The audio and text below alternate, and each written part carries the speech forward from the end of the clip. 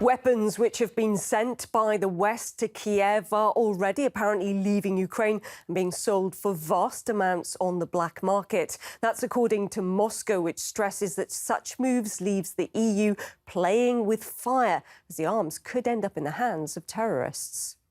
Since the start of Russia's military operations, several countries have sent billions of dollars worth of arms and ammunition to Ukraine. That includes heavy weapons and handheld anti-tank and anti-aircraft launchers. Several international law enforcement agencies, including Europol, have already voiced their concerns about those weapons ending up on the black market. We've received some insight on the issue from the head of the Russian delegation of arms control in Vienna. In open sources in internet, you can discover that the Javelins systems, ATGM, they are already in the hands of Idlib terrorists, and the price of this is $30,000 delivered to the place. There are some weapons shops in dark internet offering not only this, but I think Barretts and the other weapons. It's very dangerous, and we warned our partners, colleagues in the forum that it's dangerous not only for Ukraine, but it's collateral damage of this illegal spreading of small arms and light weapons. Its collateral damage could be also for Europe and other parts of the world, because it's very dangerous weapons for the civilians. We warned a lot of times. What do they think? Sending more and more weapons to Ukraine. And where is their responsibility, accountability? I don't think they really think about this. My view that the aim is destabilization in Ukraine, but they have forgotten that the collateral damage of this is destabilization situation in Europe too. And we are fighting to persuade them, come on guys, please think, deliver the message to your capitals that it's very dangerous. Meanwhile, we don't have clear answer to this. The chair of the African Union says it's necessary to demine Kiev's waterways in Odessa to let Ukrainian grain reach the global market. That comes with the whole continent now under a real threat of a food crisis. It is necessary to do everything to help free the grain of Ukraine, sending it through the Black Sea from the port of Odessa. We are already experiencing a shortage of cereals on the continent, and also a shortage of fertilizers. Agriculture in Africa is not very productive. Around 100 vessels are believed to be stuck in the Black Sea with their crews unable to leave. And it looks like that they could be there for months, as the UN Maritime Agency stresses. Even if the ports wanted to reopen tomorrow, it would take some time until ships could enter or depart. Completely removing sea mines in the port areas would take several months.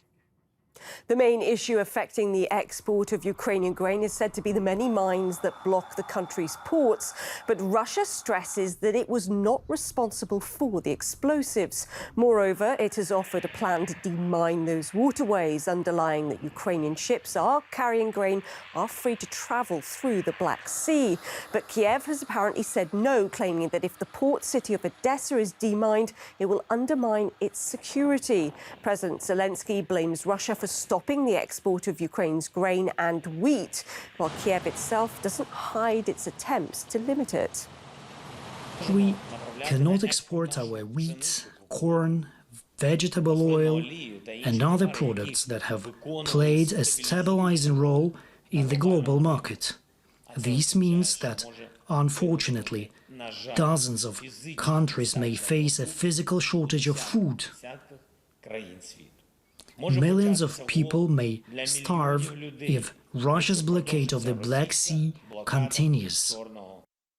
Recently, our foreign minister made a statement in which he clearly defined that the first priority is security, the second is security, and the third is security. If this issue is not resolved, If our country is not safe, no grain will go anywhere, because the issue of security is number one for us. Michael Malouf is a former senior security policy analyst for the US Secretary of Defense, says Zelensky's rejection of the demining agreement should be taken seriously. In areas leading up to, particularly in the Odessa area, you're going to have mines, which the Ukrainians laid. Ukrainians know where they are, or they should, since they laid them. Prognosis is that a food crisis could develop, considering, particularly in certain regions of the world, probably more so in Middle East and Africa, even though the repercussions could be felt in other parts of the world to a lesser extent. But it is beginning to be a serious problem, and the fact that Mr. Zelensky doesn't want to go along with an agreement that was reached and brokered by Turkey is indicative of something more serious to me.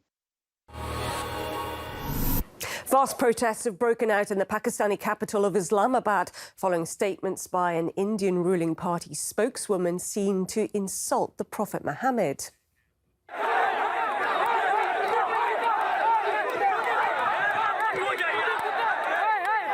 The protests turned violent when demonstrators clashed with police as they tried to approach the Indian embassy. The crowd has demanded an apology from Delhi, along with the expulsion of its ambassador to Pakistan. Demonstrators held flags, banners, and many were armed with wooden sticks. Here's what people on the streets had to say. If needed, we will go to the Indian embassy, even if we have to sacrifice our lives, and we will tell them we are lovers of the Prophet Muhammad. We, all Muslims with full power, solidarity and unity, must make it clear to the world that there is a difference between freedom of expression and blasphemy. This is unacceptable by any means. A common Muslim will never tolerate a single word against the Prophet Muhammad. Our most precious things, our lives, money, children, our businesses, all is ready to be sacrificed. In short, I would say, those who pass derogatory remarks, we will kill them. We must boycott Indian products. This is the most effective economic hit tool. Over a dozen countries and international organisations have condemned the Indian spokeswoman's statements. That includes Bangladesh, where hundreds flooded into the streets in solidarity. The spokeswoman has been suspended, and India's Prime Minister has condemned any insults against religious figures. Two UK cinema chains have cancelled screenings of a movie that many Muslims are calling both blasphemous and racist. The movie's called The Lady of Heaven, and it depicts the story of Lady Fatima, the daughter of the Prophet Muhammad. But critics have claimed that the plot doesn't accurately portray historical events. It is underpinned with a sectarian ideology and blasphemous in nature to the Muslim community. It grossly disrespects the Prophet Muhammad in many ways and is deeply disturbing to every Muslim. Now, around 120,000 people have signed a petition against the movie, and furious Muslim protests are taking place outside the cinemas. Chains that were screening it saying that they have now cancelled the screenings to ensure the safety of staff and customers. The British Health Minister, Sajid Javid, has come out against that decision, stressing that Britain has freedom of speech. You might not like what someone's got to say, but they have a right to say it. What we have in this country is freedom of speech and expression, and that is a fundamental value. We talked to journalist Ali Rizik, who stressed that the West doesn't always share the same perception of some religions as those who practice them. Muslims consider certain issues to be a red line. Certain Western states say that they're not confined by all these red lines don't concern them. And I think, such controversies are expected to continue. Why the Western media chooses to do this, as I said, I don't know, despite the fact that the Muslims have time and again reacted strongly. I think that part of it is due to the fact that there is a difference when it comes to religion. For example, many in the West don't believe religion to be such a sacred issue. Even their own religion of Christianity. We have a spirit of secularism in the West. And when it comes to Muslims, they're still very much attached to their religion. It turns out ex-US President Barack Obama approved a statement by American intelligence in 2016 that accused Russia of stealing emails from the Democratic National Committee. That's despite the fact that his government still has failed to obtain any evidence to show that. RT's Rachel Blevins reports. The trial of Michael Sussman didn't just lead to a not guilty verdict for the former DNC attorney, it's also giving new insight into the Obama administration's handling of Russiagate from the very beginning. It all started back in August 2016, when the cybersecurity company CrowdStrike gave the FBI heavily redacted documents which they claimed proved Russia hacked the servers of the DNC.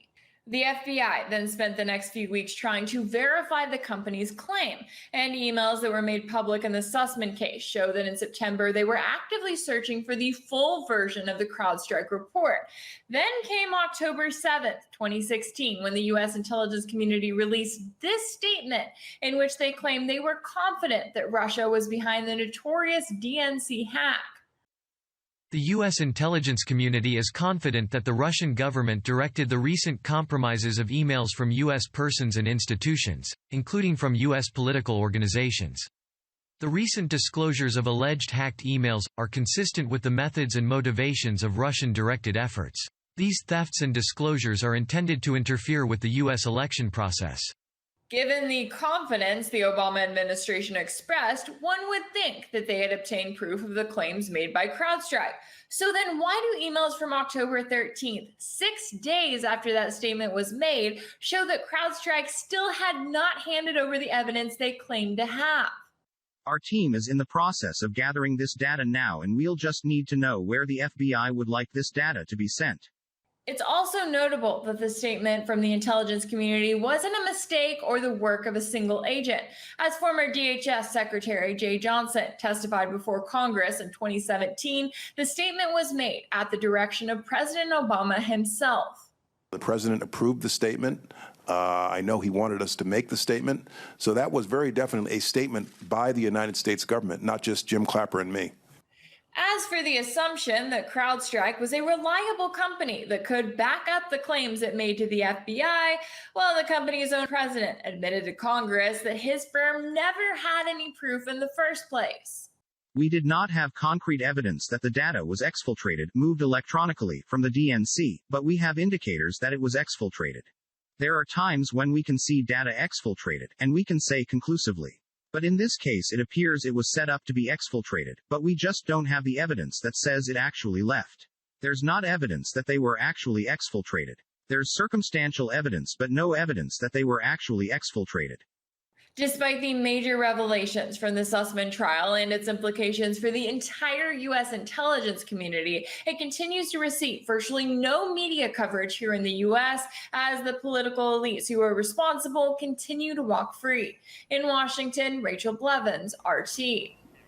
Thanks very much for joining us. I'm Charlotte Dubinsky. Do head over to RT.com and check out the stories there and have your say as well on our top stories.